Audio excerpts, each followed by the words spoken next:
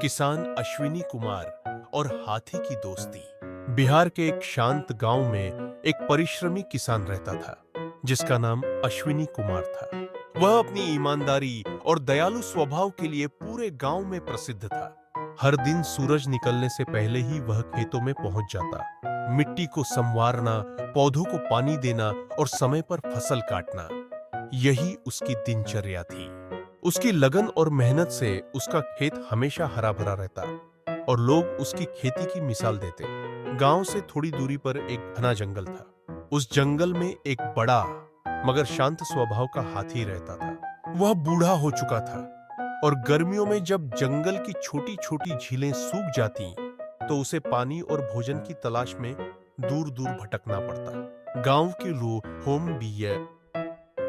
के लोग अक्सर कहते कि यह हाथी किसी को नुकसान नहीं पहुंचाता, लेकिन वे यह भी जानते थे कि अगर वह भूखा प्यासा हो गया तो खेतों की फसल को नष्ट कर सकता है। एक साल गर्मी असाधारण रूप से तेज पड़ी। जंगल की झीलें सूख गईं और पेड़ों के पत्ते भी मुरझा गए।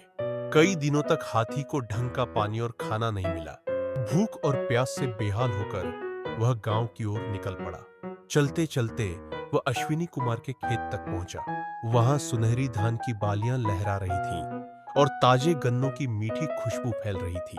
भूखे हाथी से रहा न गया और उसने गन्ने तोड़कर खाना शुरू कर दिया। उसी समय अश्विनी कुमार अपने खेत पहुंचा। उसने देखा कि उसका कुछ गन्ना टूट चुका है और खेत में बड़ा सा हाथी खड़ा है।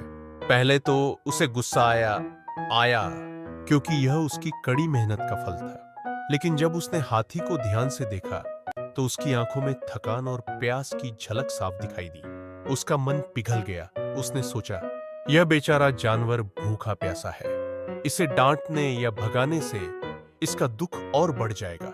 अश्विनी तुरंत घर गया और बड़ी बड़ी बाल्टियों में कुएं का ठंडा पानी भरकर लाया। साथ ही उसने ताजे गन्ने भी काटे और हाथी के सामने रख दिए। हाथी ने पहले संकोच से किसान को देखा, फिर धीरे धीरे पानी पिया और गन्ना चबाने लगा।